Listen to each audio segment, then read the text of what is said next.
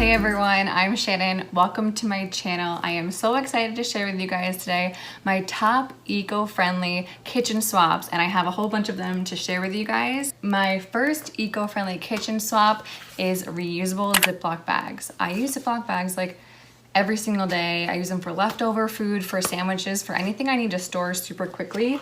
And when I found this pack of 6, I think it's from Glam Fields. When I found this, it was like $9.99. There was no question about it. I was like, let me get these, let's see how they are. They're really durable. After I use them, I just wash them and then dry them in the inside. And they come in like all different sizes. So this is the pack of 6, and it's gonna come in a big one. I think these are like 3 medium-sized ones, and then 2 little ones. And these are really, really simple. And for the affordable price, I was like, why not?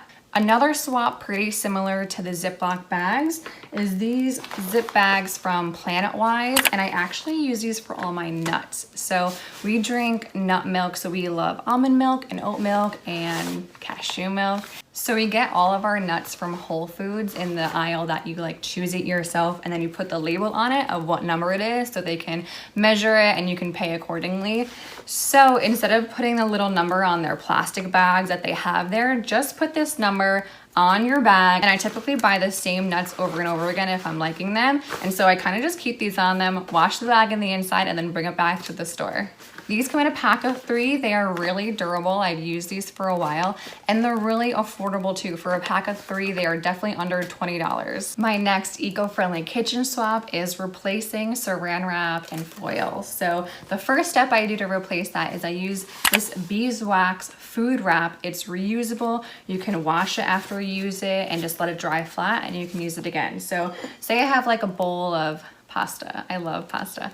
And I didn't finish it, I'm gonna eat it later. So I'm gonna take this, literally put it right on, and you're gonna take your hands, and like the warmth of your hands activates the wax. And you can see it's just like, it's sticking right there. As with saran wrap, it honestly didn't even stick for me. So when you're done, you're gonna take it off. It's really, really simple. It's gonna hold its shape, which is really cool. So you can pull it right back out to its square shape. Just wash it with like room temperature water and a little bit of soap. Lay it out flat to dry and reuse it. I think these come in packs of like 3, 4, or 6. Again, all very, very affordable, $20 or under. I got the pack of 6 because I like that you can put these on food. You can put these directly on food. Even if I'm eating an apple or something like that and I didn't finish, just wrap it up. It sticks right on there. Put it in the fridge. I also love like when you feel it, it's sticky, right? Because it's supposed to stick to whatever you're putting it on. But when you come off, it's not sticky on your hand. That is the best. The next way I like to reduce my use of saran wrap and foil and parchment paper is to use these reusable cookie and baking sheets. So instead of using parchment paper, which I used to use every single day to cook eggplant on or to cook fries or sweet potatoes or whatever I was cooking in the oven, I was either putting down foil and spraying it with like a cooking spray or putting down parchment paper. But all of that goes in the trash afterwards, and that's just adding to your waste. So when I found these, I bought 4 of them. I think they come in packs of 2, 3, or 4, and you just put them right on your baking sheet. Don't even spray them with cooking oil. You don't have to put anything else on them. After you bake them, you just wash them off with soap and water, and then again, lay them flat to dry. It is so, so simple. I wanna make all these tips really easy and simple because I know how hard it is to really think about how to be conscious and how to live a sustainable life. But the main point is to not stress yourself out about it. If we all do a little bit and we all do our part, the earth will be such a better place. The thing is that a lot of us think we have to be perfect with low waste and being eco-friendly and being sustainable and living that kind of lifestyle, but we don't. We really have to think about what we can control and what we can focus on and not get too caught up in being perfect. So with all these tips, I'm making sure that they're really easy for you guys to swap in and that they're replacing something that you might use daily. Something that a lot of people unfortunately produce a lot of waste with is plastic, and specifically plastic water bottles. I remember in college, my roommates and I, we would bring up like cases and cases of plastic water bottle. And not only is it bad for the environment, but when you're drinking that water bottle, you're getting microplastics in it as well, and it's going into your body. So when I found out about all of that, I was like, oh my gosh, I need to make a big change. And like Brita filters and the Brita water. They tasted like interesting to me. I didn't really love it. So when I found the Kangen machine, not only did it change my health, my eczema on my hands, a lot of you guys have heard my story, but it replaced a lot of the items that I use on a daily basis. And now I have one machine. It replaces so many items, including all plastic water bottles. I literally have not used a plastic water bottle in this house since we've gotten the Kangen machine over a year ago, and it feels really, really good. These machines last for 25 years. They are a little bit more of an investment because of that, but they are well worth it. So let me show you guys. Okay, so this is the beauty right here, and you're gonna make sure you have a pre-filter. That's really important for filtering out lead, bacteria, all the chlorine, but this specifically is a water ionizer. So you're gonna see right here that it produces over 5 different types of pH water. This right here is connected right to my kitchen sink, and this is called a diverter. So I basically just pull this out, and it's gonna go into all the pre-filters and out of the top and give me some fresh 9.5 alkalized, electrolyzed pH water.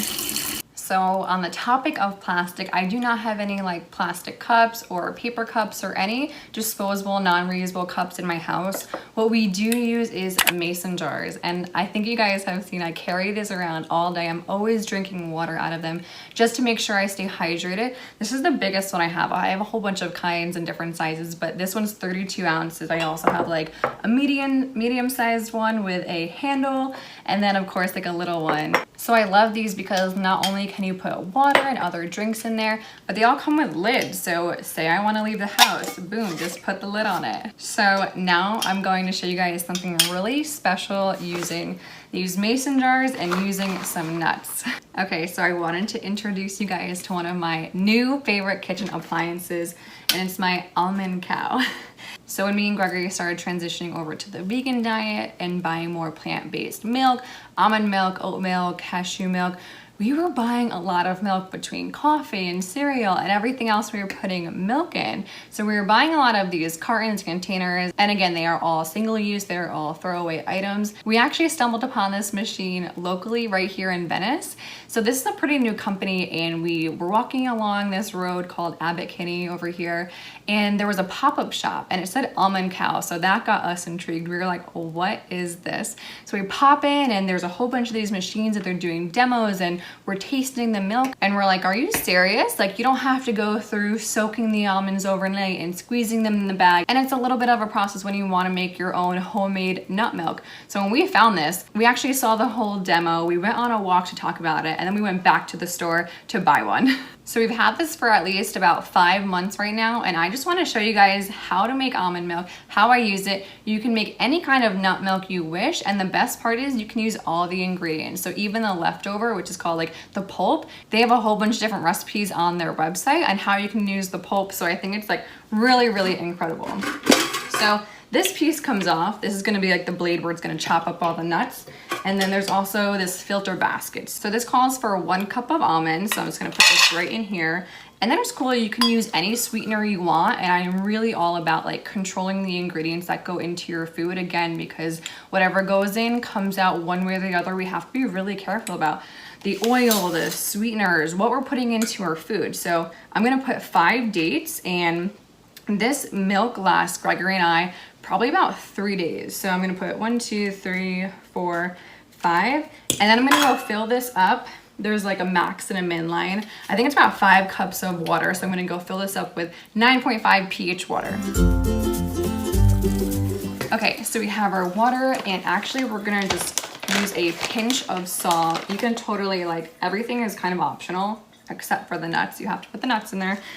And then I am going to use, I think it's 1 teaspoon of vanilla. So I'm gonna add this vanilla to the filter basket, but so it doesn't like drain out, I'm gonna do it over the water because it's gonna all end up going in there eventually. So then you put the lid on. It's like a kind of like a screw lid, so you gotta dig through the dates.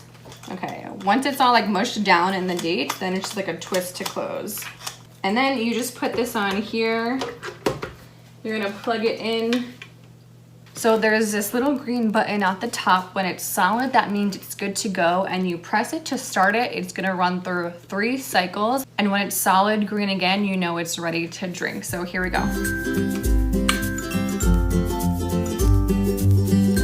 Okay, Okay, so it is solid green again, so it's ready to go. And they also give you this little cup where you can put the pulp, and you guys can watch how it comes out.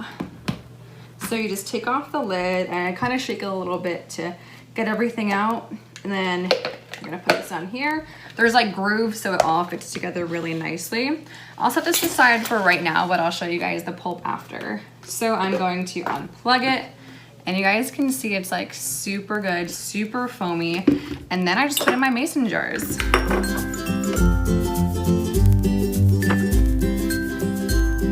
You guys, this is so good. I even drink it like warm. Don't tell Greg I drank out of this. All right, so again, I love these lids because you can just put them on whenever you need to store something or bring something on the go, and I just put them in the fridge. So let me show you guys the pulp. Okay, so this is the top, remember, that we took off, and you're gonna twist it again to open it. I'm gonna shake it out a little bit, and here is the pulp inside. This is just all the mashed up almond stuff that's not gonna come out. It's not gonna be clear liquid for you to drink, but it's so good. To be honest, I just eat it by itself sometimes. I put it in a bowl and I eat it as a snack.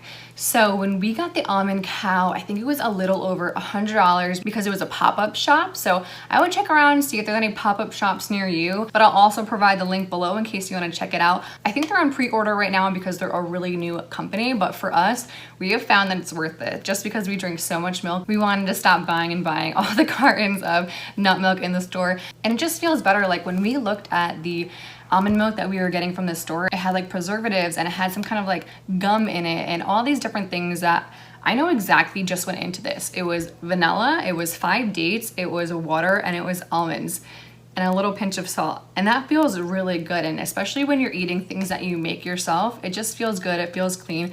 And knowing everything that went into it is like one of the best feelings. So I hope you guys enjoyed these tips. I hope you guys love seeing how the Almond Cow works. It's one of my favorite machines. So I'll also be posting all the links to all of these different products and swap outs that you guys can use in your kitchen.